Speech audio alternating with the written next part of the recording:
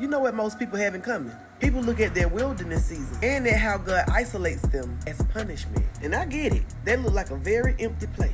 It screams lonely. It just don't look like no blessing. And that's only because you're thinking about how the promise is supposed to look. The size, form, and shape you want it to come in. That's you boxing God in. That's basically saying something has to be looked upon as beautiful in order to be called a blessing. A lot of y'all walking into the door of your promise, but the room so empty, you're not impressed. Your situation do not look blessed. But y'all have to remember, those Israelites Moses led into the wilderness wasn't impressed either. It was empty, dry, and definitely didn't look blessed. God don't always make it look pretty or easy. But your new season has started, whether you choose to see the beauty in it or not. We don't get to decide how the blessing looks. And we also don't get to choose who go into the wilderness with us. If we're isolated alone, it's for a reason. You might not got nobody to talk to. You may not be used to being alone. But when God calls you to isolation, and it feels like the wilderness, it's not because you're forgotten. It's an invitation. And what he's invited you to learn can only be taught in solitude. Being around a lot of people is a distraction. With all the noise around, it can only show you how to react. But isolation teaches us how to respond.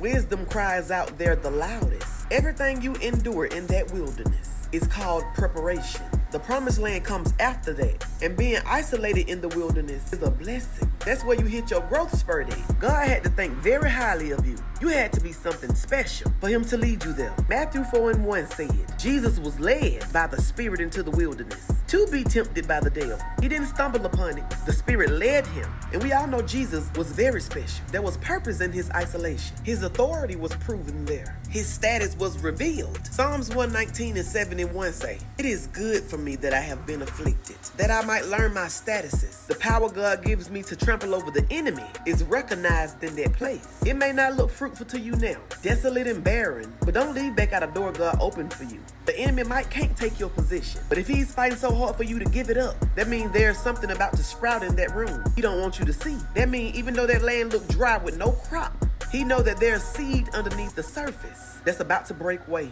Hold your position. Experience that wilderness. Allow God to teach you in that isolation. Because if he see the beauty in it, everything else you see is not the vision he gave you. But y'all be blessed.